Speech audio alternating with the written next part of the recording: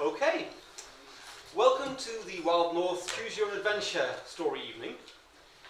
We have a bit of a change from previous years where we actually have all 4 of Twizell's adventures from the Choose Your Own Adventure. So we can choose which one we want to go with first. The new one I've written for this year, or we can go with one of the other ones first and do them in order. What would people like to do? New one first. New one. Okay, I think there's a definite consensus there.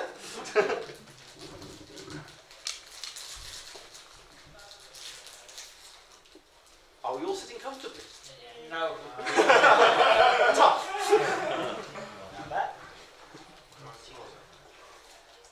Welcome, travellers, to the Wild North Choose Your Own Adventure.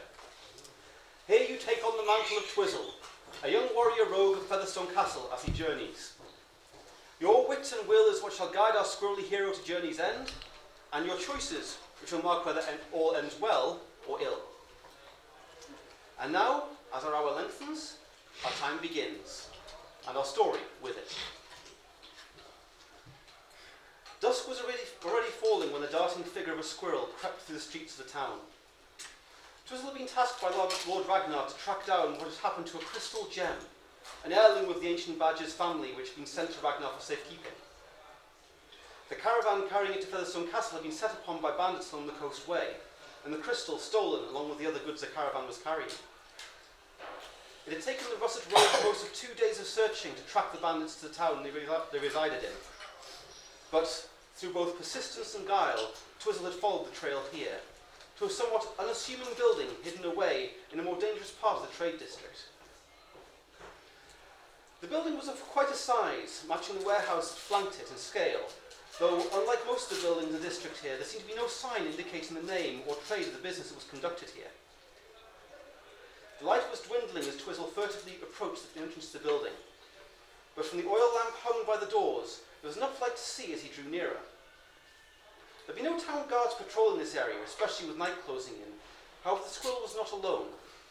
He discerned the shadowed form of a fox, seemingly resting by the entrance, which gave him pause.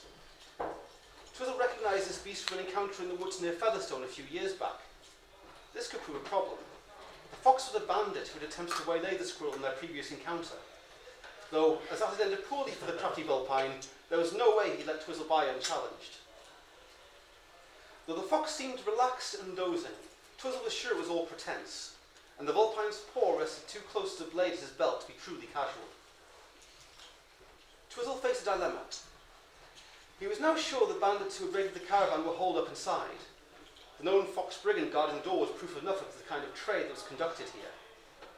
But how best to go about retrieving the crystal gem he sought? The walls of the building were high, but there were windows aloft which an enterprising squirrel could possibly use to gain entrance, though the climb would be tricky, and there was quite a risk he'd be spotted before he made it inside.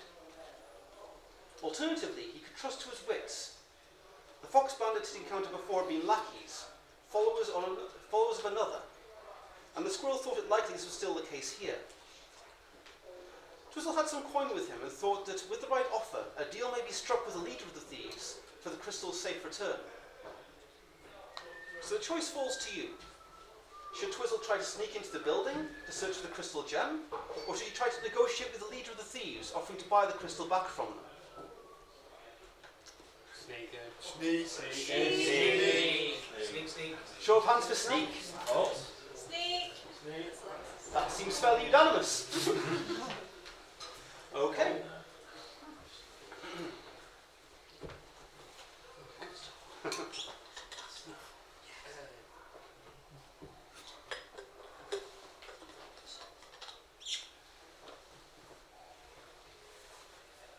Deciding that he'd best make a discreet entrance, Twizell crept away from the fox at the door and headed round the back of the warehouse building. Here, the building had none of the front's finery, and it was just an alley with an unremarkable brick wall. Unremarkable, of course, except for the pair of windows high atop the wall which were left ajar, looking just the right size to allow a rogue squirrel access. Twizell had little time if he wanted to get inside undetected, so after checking no one was around, he scrambled carefully as he could up the brickwork. There were a couple of tense moments, but before long his fingertips went the windowsill, and the squirrel paused, listening to hear if anyone was inside. sounds could be discerned, so when Twizell was sure the room was deserted, he pulled himself up and with a scrabble of his hindpaws managed to wriggle through the tight window gap. The squirrel found himself in a dark corridor, and it took a moment for his eyes to adjust to the gloom. Beneath him, he could hear distant sounds of music and a low hum of many beasts' conversations, but couldn't discern anything of what was being said. Creeping along to the nearest door, Twizell figured he'd best begin his search for the thieves' loot, and gingerly eased the door open a crack. The first room held nothing but some rough bunks, and the odd scent of several mustelids who likely lived there. Great, Twizell thought. Not just foxes, but weasels and their kin too. The odds of finding anything by scent in a place where such strongly scented beasts congregated were far from encouraging. Gently closing the door, Twizell continued his search. He came across other bunk rooms, a storeroom that seemed to hold weapons and armour, though nothing the right size for him to find useful, but no sign of any looted riches. After searching another bunk room that reeked of vulpine, Twizell found himself face to face with the snarling muzzle of a fox.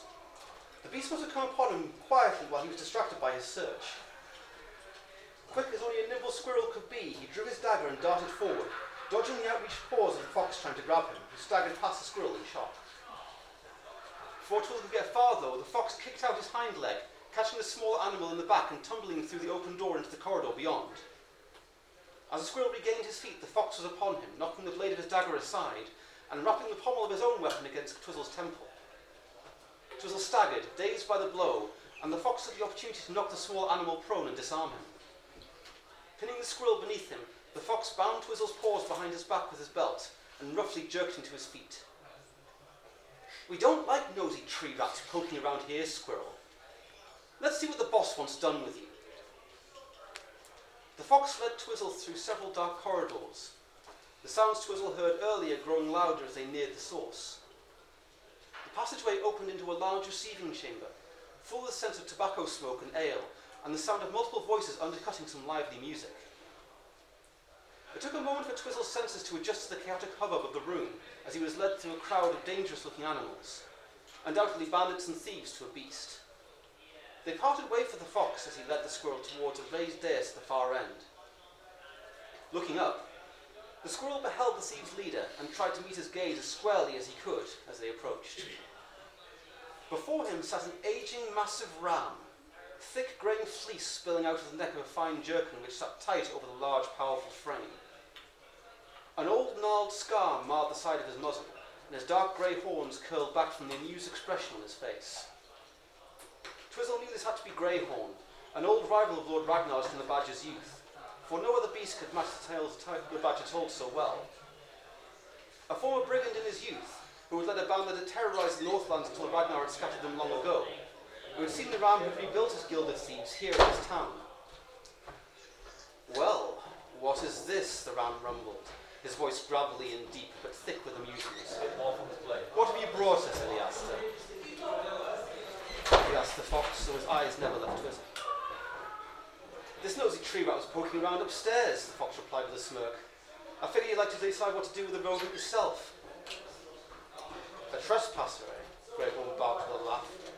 "And a castle beast to look from too. Well, that's a first. Tell me, squirrel, what business does a lackey of that old striped dog have with me?" Twizell gathered himself as much as he could, though he could feel the eyes of the room full of beasts upon him. "Lord Ragnar has heard tell of a new bauble your men have added to your collection, Greyhorn. A crystal gem you recently acquired. I've come to retrieve the piece from you. Return it now, and I'll trouble you no further." A deep chuckle echoed from the ram at the squirrel's bravado, joined by several of the bandits now watching the exchange. "Ragnar raised them bold at that castle of his, it seems. It takes some courage to walk in here bold as brass with such a demand." The ancient beast pondered a moment before responding. "It's how you propose to take my new prize." "I had thought to take it the same way you did, Greyhorn, through stealing it back from you," Twizell replied evenly. "That doesn't seem to have worked out as well as I planned. I may as well try a more direct route. Return the crystal, and I'll pay you twice the gem's weight in gold. More than you get were you to try and sell it elsewhere." A wicked smile curled Greyhorn's scarred muzzle. "I imagine that's true. But your offer alone tells me there is more worth to this crystal than its value in coin. And as you can see, the ram gesturing to the opulent decor of his guild hall, coin I have aplenty. The ram leaped forwards, bringing his muzzle level to Twizell's own. If this badger's beast wants the gem, he'll have to earn it another way. My guild could do with some entertainment, and if you put on a good show, you may yet earn your prize. He turned to the fox as he asked her, "Toss a squirrel in the maze. Let's see how much sport he can give us." With a bark of laughter, the vulpine grabbed Twizell, and before the squirrel could respond, with the aid of other beasts in the room, he found himself dragged to a trapdoor which had been pulled open like a waiting maw. Without any ceremony, Twizell found himself tossed inside, the trapdoor slamming shut behind him as he tumbled down a short chute to land sprawling on the dusty floor of a corridor. A grate dropped shut across the chute behind, preventing any attempt to climb back up, leaving the dazed squirrel with no option but to move forwards. As he regained his senses, Twizell looked up to see the ceiling was now a mesh of metal bars and platforms that allowed a myriad of brigands now milling above to watch his progress. Greyhorn's deep amused voice carried over the tumult. "Welcome to my guild maze, squirrel. Make it through safely, and you might yet keep your hide. And if you're even luckier, you might find what it is you seek. Either way, I'm sure we'll get good sport from you." With the only way back now blocked, Twizell glanced up and down the corridor he now stood in the middle of. There seemed no difference between the paths he could discern, but he'd better stop moving if he was to get out of here. So the first choice of the maze falls to you. Should Twizell take the left route, or should he head right? Left. Left, Right. right. Show of pause for left. Show of pause for right. We have a consensus.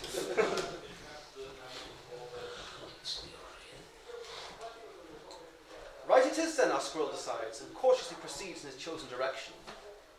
The stone of the corridor is rough and uneven, and Twizell keeps his eyes darting around, wary of whatever traps and thieves may have installed at this place.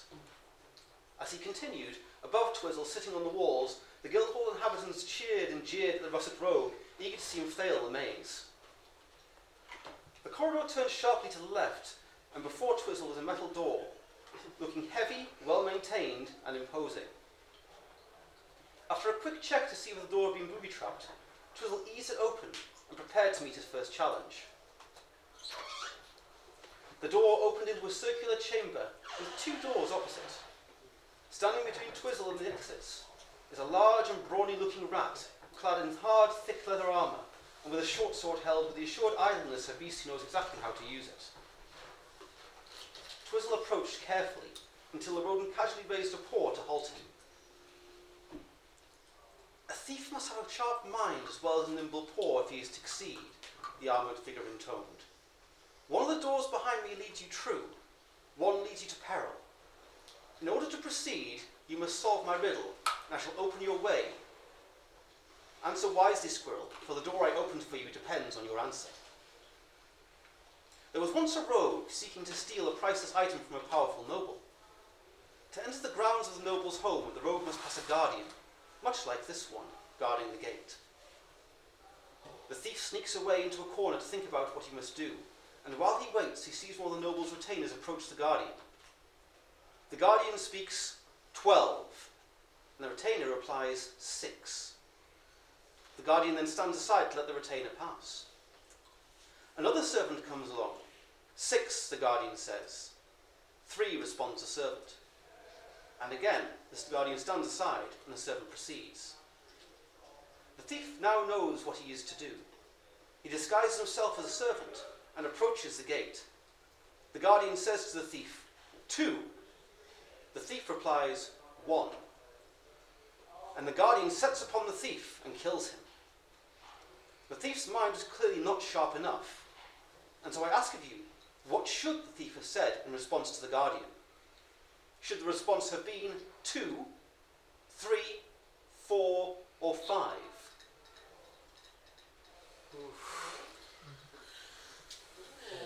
This is the first time you put a riddle on us.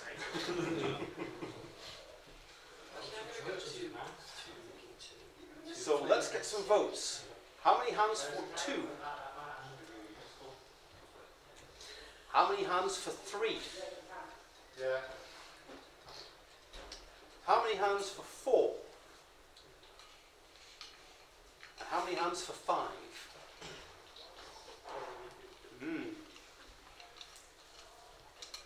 I think 4 was the most. We're all gonna die. Are people still trying to work it out? We can wait a bit longer. Do you want the responses again? Yes, please. Okay. Are we allowed to discuss? Yes, of course. Yes. Is it the number of letters? Letters, yeah. I'm not going to tell you what the answer yeah. is. Is it the number of letters in the word? Tell Twizell the To the call room. Key 6. Yeah. If I I have have 3. Oh, you Yeah. yeah. So then But 2. you want Ah, If yes. this is 6, Oh, how many yes. is this? Ask The answer's the 3. So, I'll go through responses again. How many paws for 2? How many paws for 3? How many paws for 4? How many paws for 5? Very well. Yes, we're clever. I think 3 is definitely consensus this time.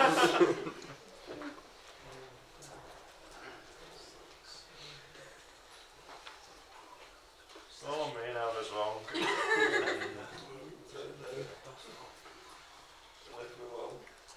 Wise and sharp-witted after all, the armoured rat nodded approvingly.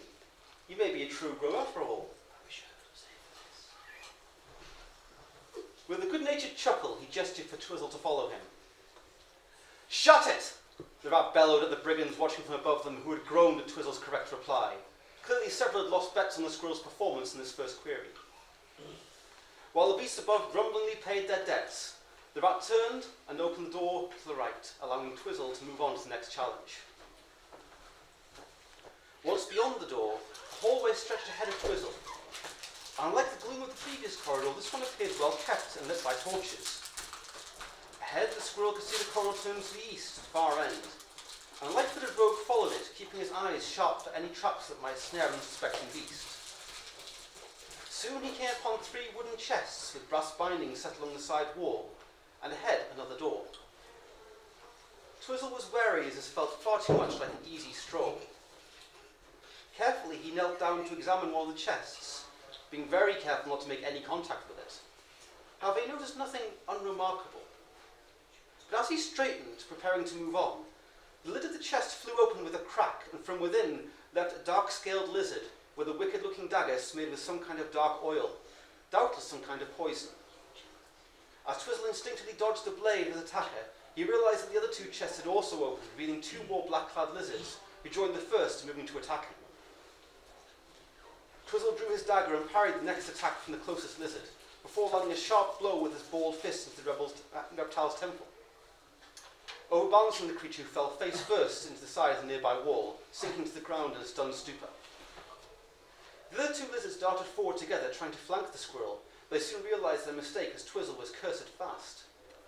He darted between them, and the poisoned dagger intended for his hide buried itself instead in the scales of one of the attacking lizards. The startled lizard looked down in disbelief at the cut, before staggering to collapse into a sleeping heap on the floor.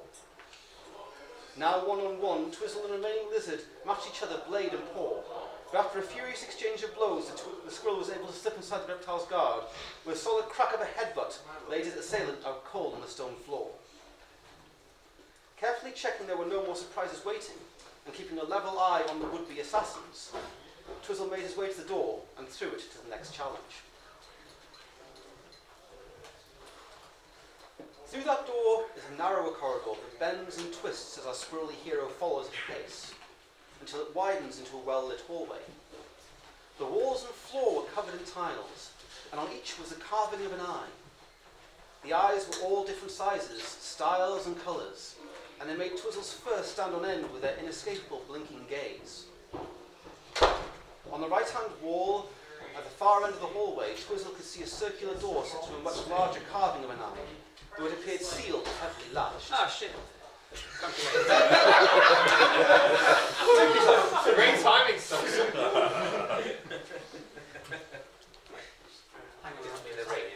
As the squirrel entered the corridor of eyes, a wall dropped from above, closing off any chance of retreat, and with a heavy clang of hidden machinery, Twizell looked on in horror as the wall began to move along the corridor, forcing him forwards. If he doesn't escape the hall or something doesn't stop it, the squirrel will be crushed. So once again, the decision falls to you. Should Twizell try to sabotage the moving wall and buy himself more time, or head straight for the door and try to find a way to release the latch? Straight for the door. A show of pause for try to stop the moving wall. And a show of pause for head for the door. We have a unanimous decision. We're all survivalists. Twizell searched for the moving wall for some... Oh, my mistake, sorry, wrong one. Twizell darted ahead of the moving wall, hoping his haste would buy him the time he needed. As he thought, the door was securely latched shut, and his first attempt to open it was fruitless. Casting his gaze around the walls nearby, the squirrel noted that a few of the eye tiles around the door are holes where the pupil of a real eye would be. Searching the pupils of the eye tiles specifically, Twizell's deft paws finally found a release catch hidden among one of the recesses. And upon pressing it, the moving wall closing in, the latch released, and the eye door ground slowly upwards, accompanied by the sound of clanking chains. Twizell could tell this door hadn't been opened in a long, long time, and with barely a whisker of time left, the nimble squirrel leapt through the hole into the chamber beyond, to the roaring, echoing cheers of the watching bandits. As Twizell rolled to his paws, the door from the corridor of eyes closed behind him, and he glanced around, taking in his surroundings. The further he got in this maze, the more opulent each hallway and chamber seemed to be, he mused. This hallway was smooth-worked stone, lit by oil lamps, bathing it in a warm, inviting glow. Why not? The squirrel was not distracted, though. However homely the place may seem, he was sure it was just as deadly as whatever had come before. The hall stretched off in two directions, and once more the choice falls to you. Should Twizell take the left route, or should he head right? Right.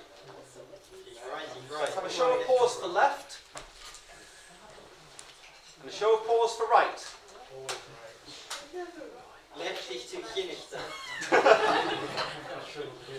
I think we have slightly more for right then, so that's where we go. With little to choose between them, Twizell decided to head right and followed the hallway on pace, sensing his goal must be near. The hallway opened up into a wider corridor, lined with statues of beasts of all shapes and sizes. Gingerly the squirrel drew level with the first statue, and glancing over it, noted that the maw was open and there was a dark recess within. Cautiously he reached out a paw and quickly swiped in front of the statue, snatching it back just as fast. No sooner had he done so than there was a soft hiss from the statue and a small dart flew from the open maw to clatter against the far wall. Twizell snuck over to the dart and carefully picked it up. A dark, foul-smelling oil was smeared over the tip, and Twizell recognised the cloying scent of a sleeping toxin. As he judged the distance ahead and the number of statues he'd need to pass, Twizell figured he had two choices. Tackle the corridor at a full run, trying to keep the walls above most of the statues and out of their line of fire, trusting to his squirrel's instinct and speed to reach the far side unscathed. Or take it slow and cautiously, risking spending longer between each statue to better judge when to leap past and avoid the darts. So once again the choice is yours. Should Twizell trust his instincts and his climbing ability, or his judgment to tackle the corridor ahead? Instincts. Pause for instinct. Squirrel instinct! Ultra instinct Twizell. And pause for judgment. It's close, but I think instinct had them all. Woo!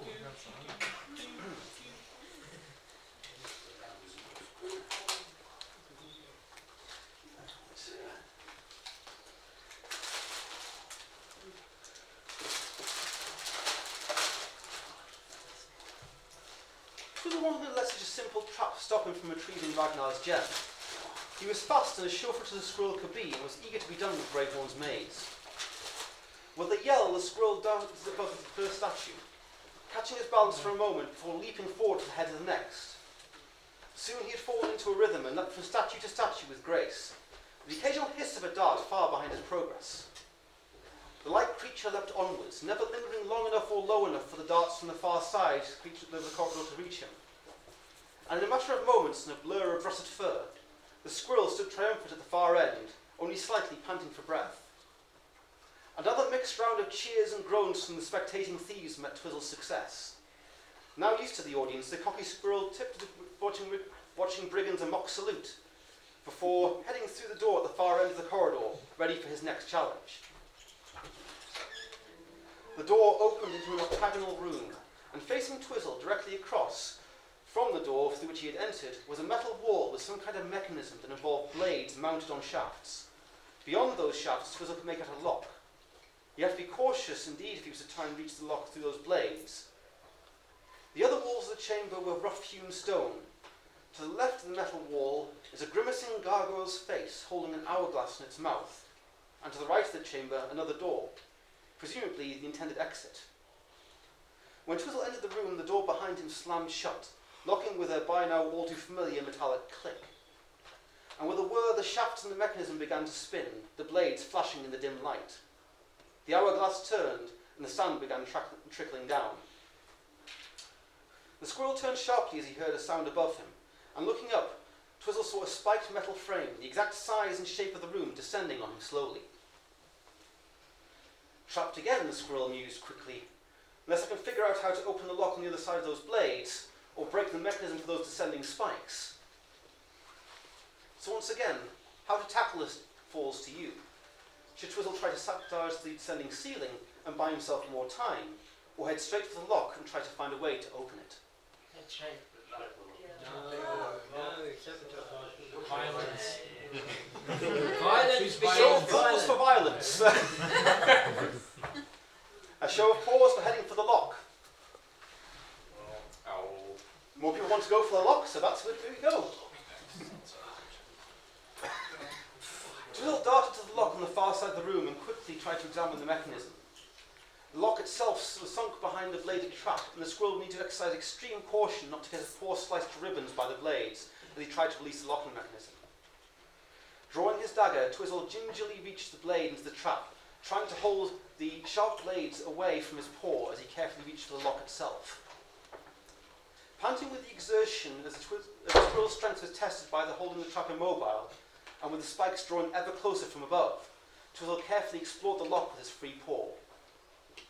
Eventually, his questing fingers found the release catch, and with a grunt of effort, Twizell managed to flick it open. There was a grinding noise of gears from the descending ceiling, and the blades guarding the lock as both came to a halt with the release of the lock. After a moment of hushed silence, the thieves above began cheering wildly as the spiked ceiling rose again and the door swung open, revealing a smaller chamber beyond with richly carved walls. This chamber was lit by flickering torchlight, and before Twizell was his prize, the magnificent crystal gem sitting atop a stone pyramid. The squirrel stepped forward and lifted from the outspread wings of the gold dragon statue atop which is the pyramid display, and held it aloft his head in triumph, ignoring everything but the sure knowledge that he had defeated the infamous guild maze of Greyhorn's thieves. The door at the far side of the trophy room swung open, and the massive ram himself stepped in, amusement plain on his scarred muzzle. "Well played, squirrel," Greyhorn boomed.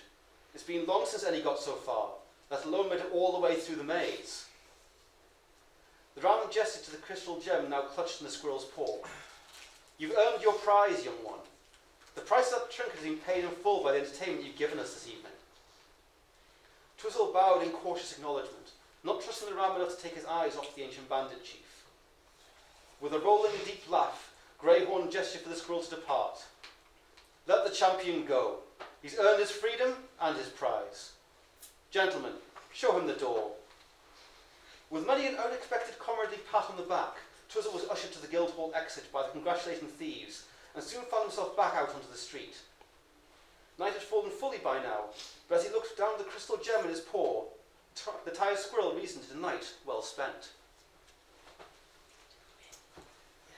And so closes our tale. The prize regained, and all ends well, more or less. Your choices have guided Twizell sure and true through Greyhorn's guild maze, and, at least in the most, all has ended well. His return to Featherstone Castle, Crystal, Gem and Paw will all in likelihood be a happy one. I hope you have enjoyed the new Choose Your Own Adventure.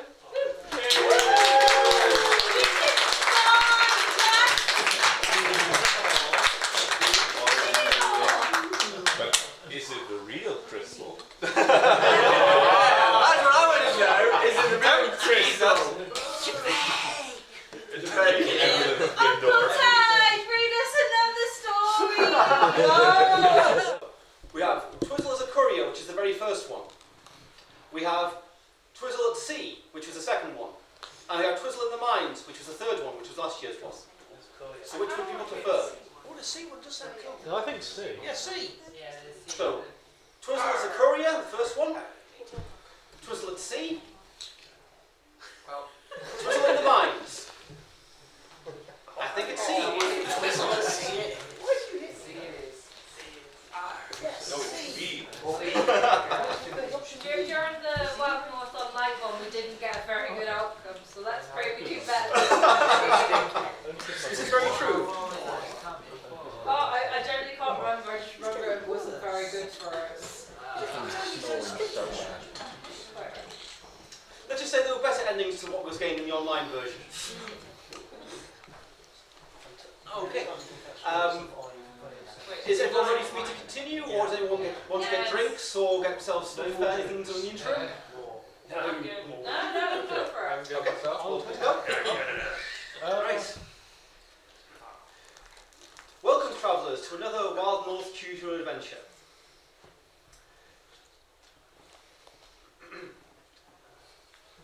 I opened the wrong one. I apologise.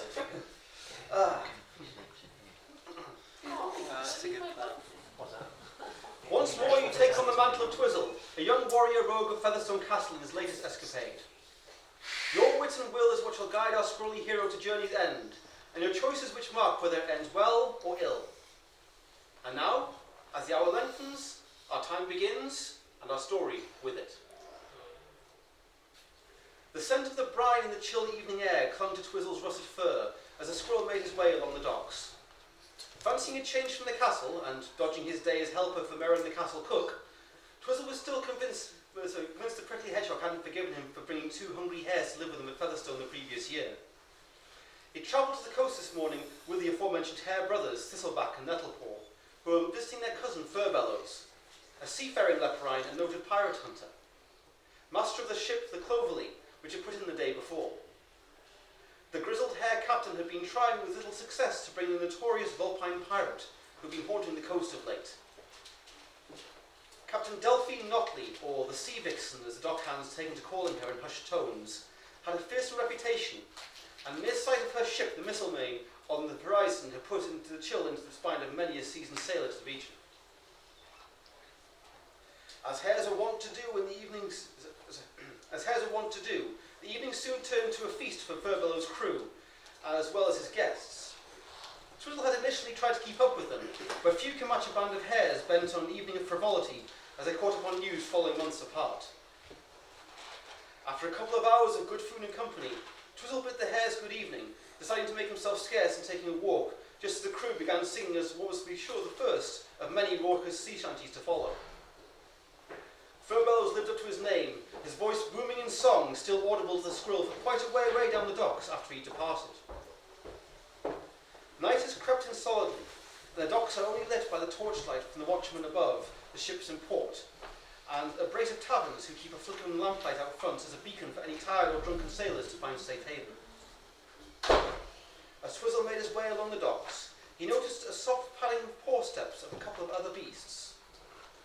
A quick, careful glance over his shoulder confirmed it. There are 2 shadowy figures tailing him. Rats from the scent of it, the squirrel discerned over the ever-present brine of the chill sea air.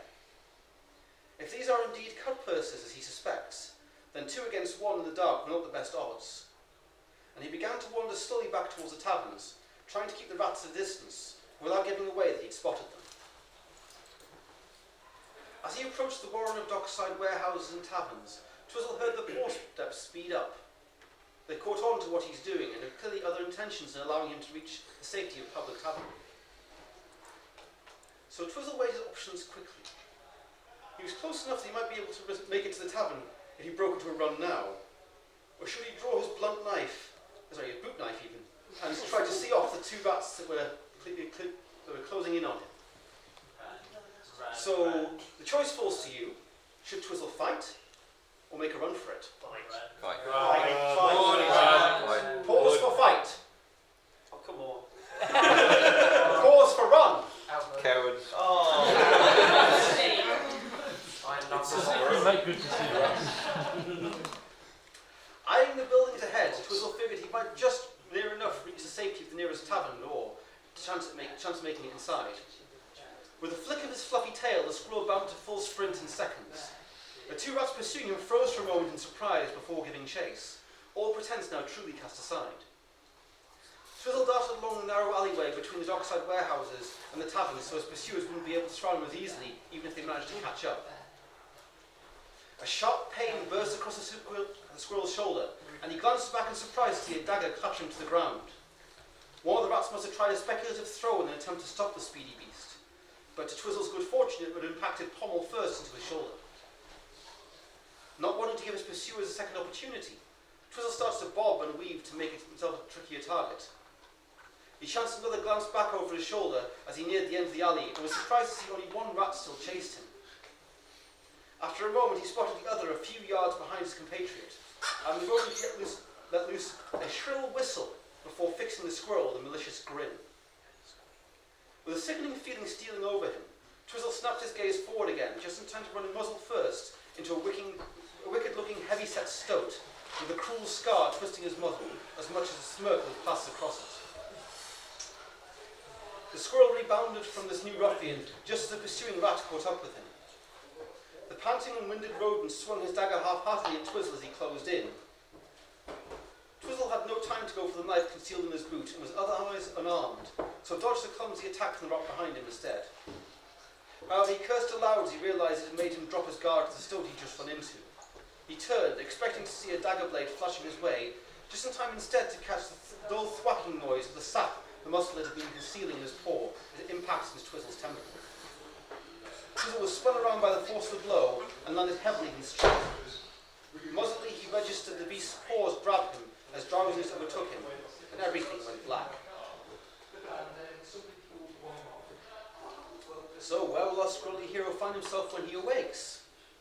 I move to the next part to see where the storyteller takes us. Twizell awoke to the shock of cold, salty water splashing over his face. Spluttering, he tried to get to his feet and the prone tangle of limbs he was currently in. "On your feet, dregs!" a booming voice snarled, as Twizell heard another bucket of brine being thrown over some poor unfortunate beasts. Blinking the stinging water from his eyes, the squirrel glanced around to see he was in a dark, dank wooden room, and from the undulating field turning his stomach and the sounds far beyond these walls, it wasn't hard to determine he was aboard a ship of some kind. The other sodden wretches Twizell found himself among consisted of two small rabbits, a young cat, a pair of voles who from the look of them were brothers, and a weasel who from the reek of him was still scentless on drink. All of them were shackled at the wrists, which made it difficult as Twizell staggered to his feet, wondering if the seemingly senseless musclet had even needed knocking unconscious when he was abducted. The poor beast's tormentor was a swaggering ferret. Twizell had never seen such an overweight muscular before, yet here one was, looking every bit the pirate from the old stories. Ragged fur, notched ears, eye patch, and a cutlass included, and a coiled lash and paw that looked eager to apply to the captives if given the chance. "You beasts are fortunate enough to have been recruited above the crew of the Mizzlemain, under the command of our glorious Captain Notley, the sea vixen and scourge of the northern coast," the ferret called out with a malicious grin. "Serve the ship well, or we'll spit you where you stand, or pitch you overboard. Either way, you'll be dead meat." The ferret gestured at some buckets of murky-looking water and some soap bars and scrubbing brushes. "Now get your filthy tails on deck and start swabbing. You better get the blood off the deck from our last clash with that long-eared blowhard before the captain leaves her cabin." The beasts hurried to comply, and Twizell fell in with them. As they headed past the ferret for the buckets, the squirrel noted a loop of keys hooked on the ferret's belt. If he was deft and quick, He may be able to snag them as he shuffled by. It'd be risky though, as the shackles will slow his paws and the noise may give him away. Twizell didn't have long to make his choice, as any hesitation would likely draw the ferret's attention and a lick of the lash. So the choice falls to you. Should Twizell try to steal the keys from the ferret, or should he play along with the pirates for now and hope for a better opportunity to get free? Play along with the pirates. Show pause for steal the keys. Show pause for play along. You are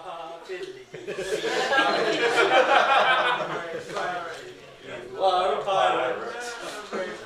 Play along it is. Twizell weighed his options as he shuffled past the ferret, though considering the watchful gaze of the large beasts for the lash and his clear hope that he'd get an excuse to use it, the squirrel decided this time not to risk it. The shackles he wore likely intended for bigger beasts than himself, as they were large enough, given enough time, the squirrel figured he could likely get his paws free of them without risking too much of his hide now. It would likely cost him some fur and badly bruised paws when the time came to it. As Twizell drew level with the ferret, one of the rabbits ahead of him tripped as the ship shifted, splashing some of the water from the bucket he just picked up.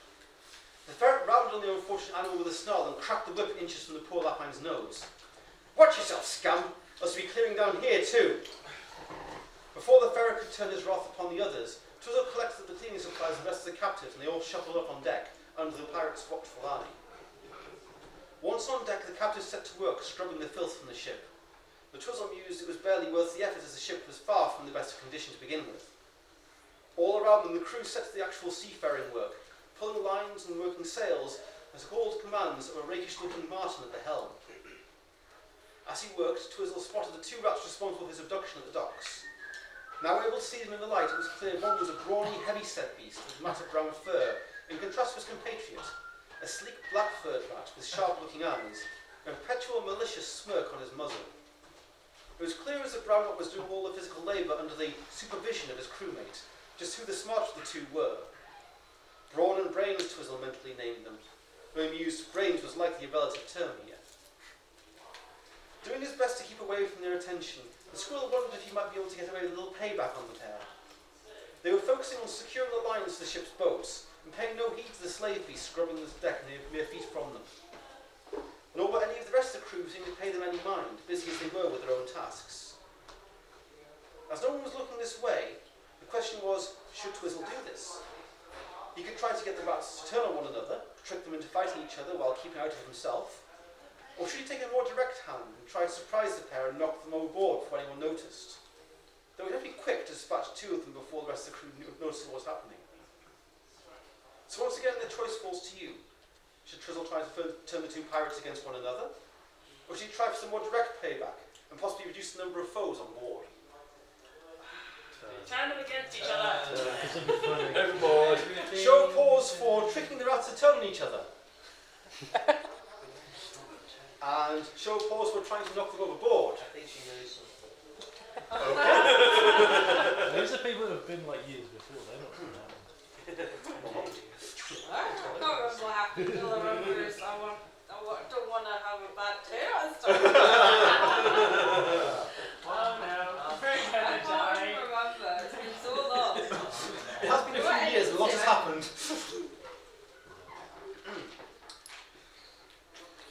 Carefully, Twizell made his way towards the two rats. Inch by inch, he crept across the deck, scrubbing as he went, and keeping the clutch of his shackles as minimum, so not to arouse any suspicion. He chanced to glance at the two, and was gratified to see that both had the daggers from the night before on their belts. He was a mere couple of metres from them now, and he cast a careful eye across the deck and looked in the direction of where the attention of the rest of the crew was. No one looked their way, absorbed as they were with their own work. Brains and Brawn both had their backs to him, and Brawn was huffing loudly as he pulled the securing rope tight, while Brains was leaning on the rail at the far side of the ship, criticising his every action without lifting a claw to help. Sensing his moment, the young squirrel warrior eased forward, pushing the buckets to just behind Brawn's hind-paw, and sneakingly slipped slope bar into place, so when the big rat stepped back, it would be right underfoot. As Twizell intended, when Brawn stepped back from securing the line on the boat, he slipped on the soap with a yell, his paw kicking out and sending the bucket flying violently at Brains, who caught the rancid water and bucket right to the face and toppled to the deck in shock. Brains snarled in apoplectic fury as he threw himself to his feet, kicking the prone Brawn sharply while cursing his clumsiness. Brawn wasn't going to just take that, however, and caught the smaller rat's paw, wrenching him to the deck, and soon there was a full brawl between the two of them. Twizell was forced to jump for the rigging as best he could, hanging from his still shackled paws to avoid the two tussling pirates.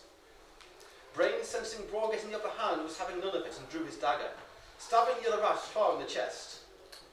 Brawn growled in shock and backhanded Brains under the jaw, sending the smaller rat skittering to the rail and toppling over as he lost consciousness, his dagger skittering across the deck near to where Twizell dangled. Brawn seemed to realise too late the mortal nature of the knife wound, however, and as Twizell dropped from the rigging to crouch below again on the deck, the large rat succumbed to the intrigue, toppling over the rail himself into the sea below. Rat overboard! It seemed that either the noise of the brawl or indeed Brawn's splash as he hit the water was loud enough to be spotted. Twizell glanced up as if still in shock to see a couple of ship's hands darting over the rail to see where the two rats had met their end. But despite looking thoroughly, none of them were able to see hide or hair of the two rodents, who had likely sunk from sight already. The two ship hands, a cruel-looking otter buccaneer and a scarred gluten grey squirrel, turned back to the deck and called the Martin at the helm. No sign of them, mate. They must have sunk like stones. The otter rounded on Twizell with a snarl. It was clear he was barely keeping his anger in check. Tree rat! You were the closest to the fools. What happened? Twizell paused. He'd hoped the departure of the two rats overboard wouldn't have been spotted so soon, but the dagger was still there by his paw when it landed, if he had need of it. Or he may be able to try and bluff the pirates. So the choice is yours once again. Should our scrawly hero try to bluff his way out of this and fool the pirate, or should he stand defiant and hope the brutal-looking pirate may respect the fight in the young warrior? So should he try and bluff, or be defiant and stand his ground? Show a pause for bluff. That's going to be fun. Show a pause for stand his ground. He's not going to stab a whole ship. Bluff it is.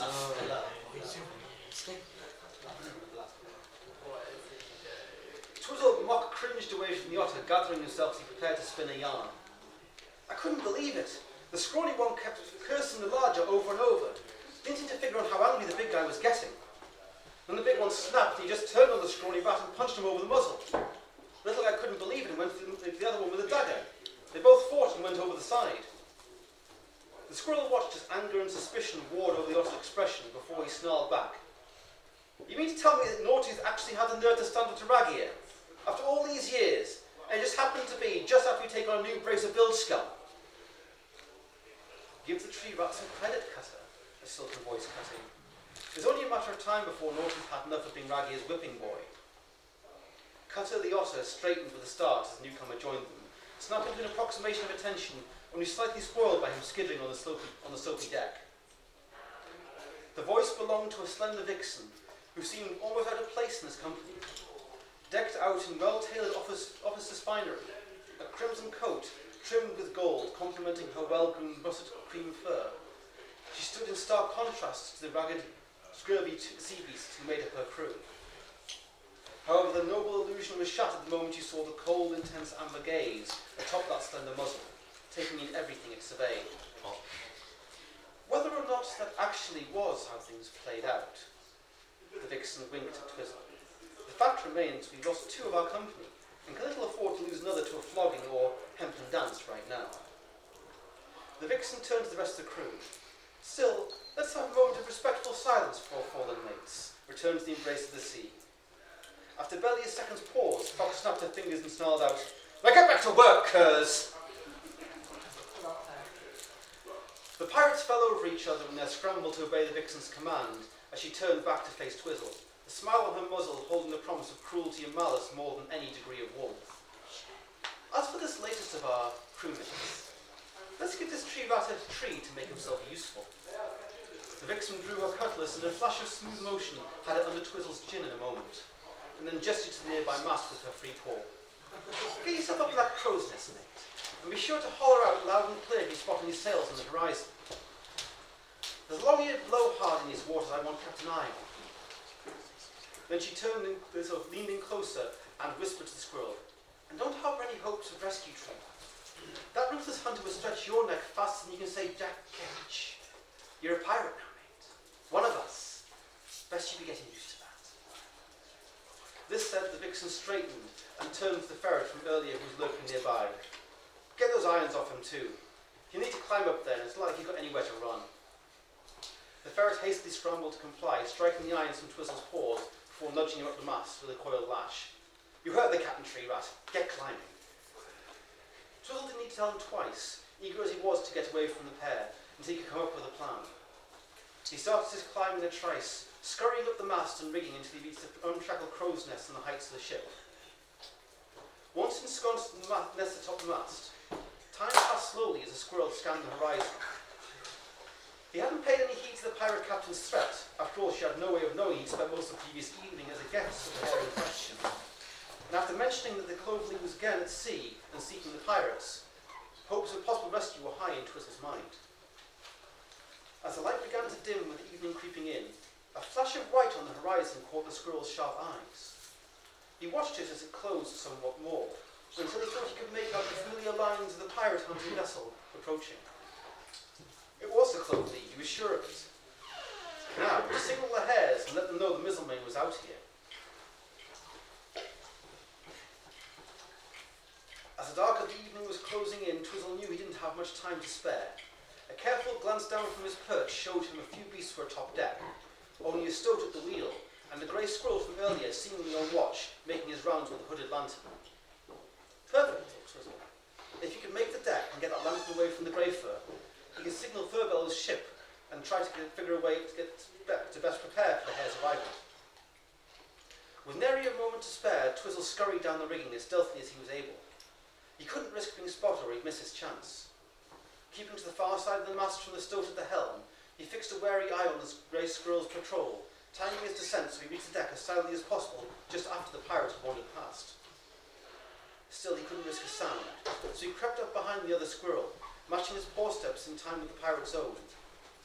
As he reached the furthest point from the stoat at the helm, Twizell seized a belaying pin that wasn't currently holding a line and brought it down sharply on the head of the grey squirrel with a dull thud. Hastening to catch the lantern before the beast crumpled to the deck, knocked senseless by the blow. Wasting no time, Twizell bound and gagged the grey squirrel with a loose line and hauled the unconscious beast into one of the ship's boats. He wouldn't be found there until long after the Cloverly had caught up. Scurrying with the lantern to the rail of the ship on the side that had been seen Furbell's ship approaching, he scanned the horizon, and there it was, still in sight and closer than before, though still a little way off. Twizell glanced at the stoat of the helm, but the beast seemed none the wiser to the changing squirrel on the deck, and was paying him no heed. Carefully, Twizell began to open the hood of the lantern to signal the hare vessel, with long flashes of light, pausing to await a response before replying to his signal. After 3 attempts, he saw a change in the Cloverly's course as the ship began to align to head towards them. With a grin, Twizell fixed the lantern as secure as he could in a knot of the rigging, with the hood open as a beacon to the now approaching pirate hunters. Right, he figured. Now, how to deal with the rest of the pirates before Furbell's crew got here? He could try to free the other slaves and hope that the numbers might be enough to take the ship from the unsuspecting pirates, though few of the others had seemed fighters of any skill. The other option would be to try and take the ship himself. Most of the crew would likely be below decks, neither asleep or sating themselves in the galley, unless he missed his guess. So he might be able to handle them himself with a little stealth and guile. So once again, our squirrely hero's choice falls to you. Should he try to free the other slaves and rally them in mutiny against the unsuspecting pirates? Or should he try and subdue the pirate crew himself and free the slaves later, keeping them safe and out of harm's way and out of the fighting? Can he just become a pirate? Being a pirate, Just signaled the pirate He capture, wants to so be a pirate then. yeah, just tell them the pirate hunting are there. They can do that broadside thing.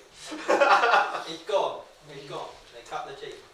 Let's take a vote from the choice we actually have. Okay. Who wants to free the other slaves? No, that's not. And who wants to sneakily try and take the ship yourself? We have a tie. So, I'll leave it to you to try and sway the minds of the others. Who wants to do what? What purpose is this? I think we should do the courageous thing and do it by ourselves without putting innocent things in harm's way. Well, you just got to think of it rationally. We have a drunk weasel or whatever it is. Stowed to the helm. What? Stowed to the helm. Yeah, They're both do back we to really me. want to be taking a half-pissed dog with us on the journey? It's not going to like drunken monk them. Track on the books in as well. Actually, Well, that would be cool. options are wrong because whoever is on board running around without any chains will be deemed a pirate by the pirate hunters. Well, Simone, I shall let you debate and I will see you back momentarily. I'm Right. Have we reached a decision on where we want to go? No! That wasn't an option. Leave the slaves, the slaves. a pirate No, flag don't for say me. the Take slaves. show of pause for free the slaves. Nah. Oh, show of pause for take the ship solo. I'll go for that one. I have a question. Taking the ship solo it is. What did we do last time? I can't remember. We've had a Well, few what sleeps. YouTube He page? freed the slaves, that's in the history. Do you remember? Have you read it? Continue, He Ty. freed the slaves. Do it. Liberating the ship solo would be a tall order, even for a warrior like Twizell himself. However, the other poor slaves had not looked to be fighters, and bringing them in on this would just put them in more danger than the squirrel would like. No, better do this himself and free them later, keep them safe out of the fight. With this in mind, the squirrel snuck away from the ship's side, and as stealthily as he was able, made his way across the deck to the hatch below. He glanced furtively up at the helm where the stoat was still idling, clearly staring out across the ocean, and thankfully barely paying any heed to the goings about on deck. Carefully Twizell opened the hatch and slipped below, closing it as gently as he could so as not to alert any of the pirates to his presence. As he got below decks, he realised he may not need to be quite so careful, for the sounds of raucous sea beasts, which were seemingly coming from the direction of the galley, would likely mask out most of the noise the stealthy squirrel might make. After carefully trying a couple of doors along the way, Twizell happened on the ship's armoury, and soon he had armed himself from the collection of poorly kept blades he found there. As he neared the source of the noise, the squirrel slowed to a stealthy pace as he moved to sneak a look at what was up ahead. Inching forward, Twizell carefully opened the door a crack and peered around the edge to the galley, and was gratified to see what appeared to be the whole remainder of the crew making merry under the watchful eye of the Martin, who appeared to be the ship's first mate. He was doling out the ale to the other pirates while keeping most of the barrels guarded. After a careful glance around the room, taking care not to dwell too long on the disgusting manners of the pirates stuffing themselves and the ship's supplies, Twizell was satisfied that this was the only door to the galley, and that gave him a couple of ideas. While the Martin was keeping a close watch on the ale, he bet that given an excuse, the crew would drink themselves stupid on it. It was risky, but with care, he may be able to pretend to be the grey squirrel he had left trussed up in the ship's boat, and convince the pirates that the captain had given free rein of the ale for the night.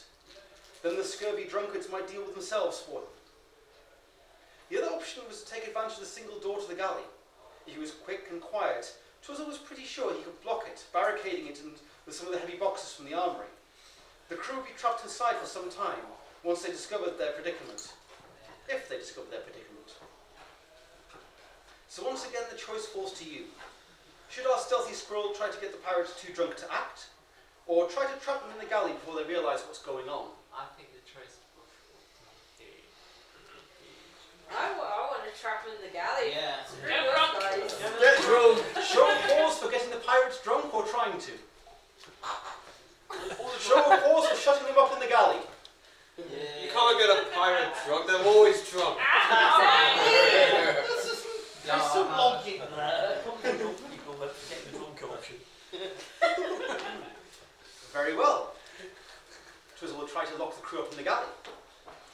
Carefully the squirrel closed the door again and wedged it shut, then hurried to fetch whatever heavy boxes and barrels he could carry from the armoury, and set to barricading the crew behind the sealed door.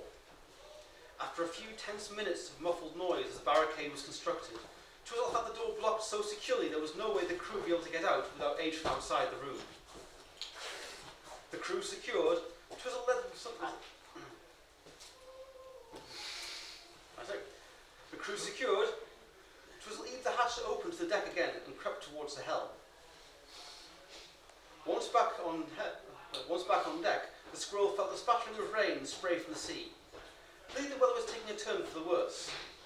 This was more concerning as it meant the stoat was likely no longer daydreaming at his post, was probably alert and kept the ship under control.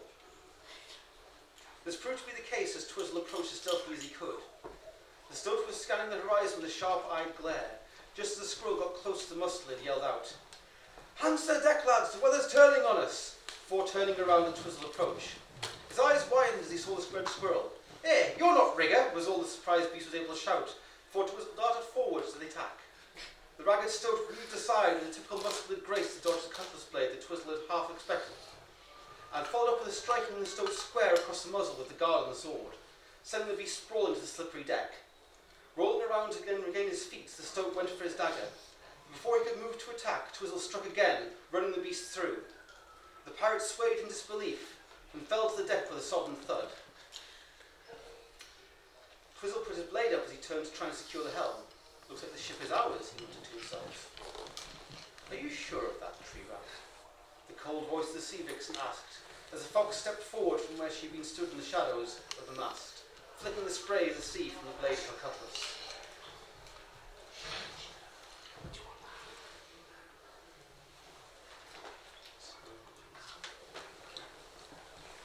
Twizell raised his blade as the fox approached, keeping it up and ready to guard as she brought her own sword to meet that of the squirrel. Their weapons met with a sharp ringing noise of steel, while the patter of rain slickened the deck around both beasts. Both studied one another, circling for a moment, Twizell watching those confident amber eyes they took in the squirrel's stance and movement.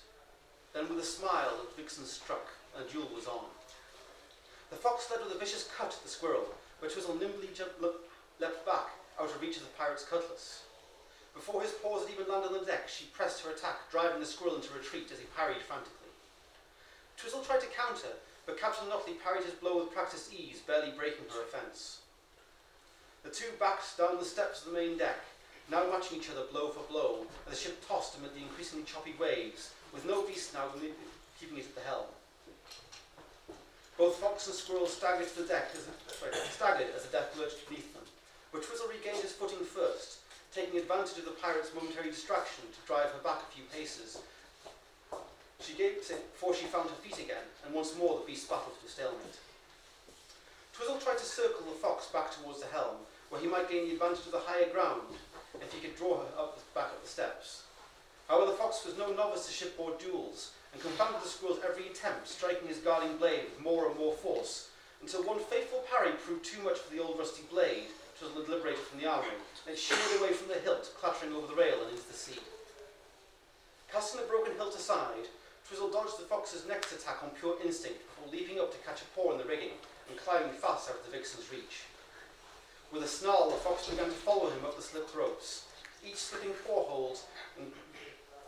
slipping portholes and pausing to regain balance as the wind and rain began to tear at the pair of the beasts, and higher they climbed. As a natural climbing beast, Twizell might be sure of poured among the ropes than he realised, but there was only so far he could go before he ran out of rigging and mast. The sea vixen knew it too, and was steadily gaining on Twizell, with murder in her eyes. Twizell drew his dagger, the last remaining weapon he had, and just as the fox came within sword's reach, he leapt for the sail, burying the dagger deep into the thick canvas and holding on for dear life as the blade tore down the sail, slowing the squirrel's descent to the deck. Even though he landed with a thud, he was uninjured. The pirate yelled a curse at the squirrel, but whatever it was, the words were lost to the howling of the wind as she began to climb back down. Twizell, however, was in no mood to wait her arrival, and ran to the belaying pins that secured the ropes and rigging the fox was climbing, pulling them free so the ropes lashed loose in the wind. The fox, high in the rigging, dropped her cutlass and tried to grip tightly to the rain-slickened and now freely lashing ropes, but it was to no avail. Her grip failed, and with a shriek of rage she fell head over tail from the heights of the ship, thrown clear of the deck by the wildly lashing ropes, and Captain Delphine Notley, the feared pirate sea vixen, vanished beneath the tossing waves.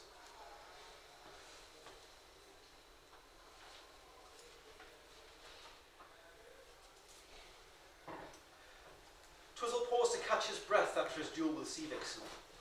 Now the ship was truly his, with the pirates all secured and the villainous Vulpine herself condemned to the sea. The russet-furred squirrel was fair pleased with his night's work. The squall which had been menacing the ship finally abated, though the rain continued to drizzle on the Mizzlemain as the ship seemed to live up to its name. The fine glistening spray of the deck rain dancing over the deck like a mantle of fur. Twizell could see the dark shape of the Cloverly up close as Furbellow's vessel hove into view. Now the sea was once more calming, and soon grappling lines hooked the rail as the leprine pirate hunters prepared to board. Twizell was startled by a yell of a familiar voice, and stared across the Cloverly until through the gloom he was able to make out the face of a large and rugged long-eared hare grinning across at him. "Twizell!" Furbellows boomed. "I thought you were still back in port. What brings you out here? You've not turned pirate, I trust." The boisterous leprine grinned at the dishevelled squirrel with a wink. The red squirrel chuckled before replying. "Not quite. Though since it looks like you were taking your time catching up, I've done all your work for you."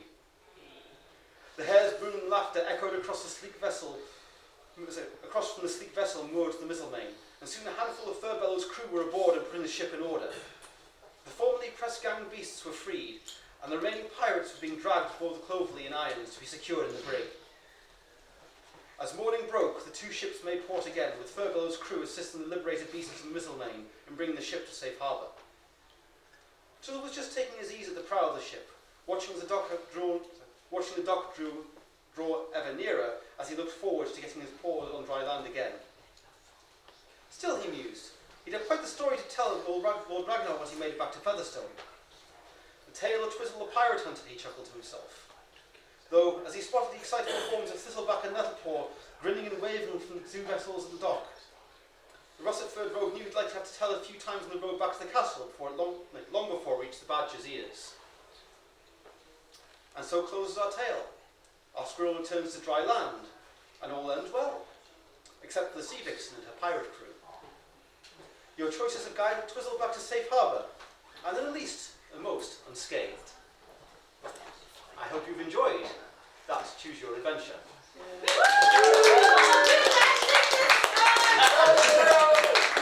Yes, you got the good endings this time. Yeah, I think last time we got caught by the pirates. You did. And that was it. We shouldn't have let the slaves free. Remember, keep slaves as slaves. Now You can that's a take them moral. for yourself.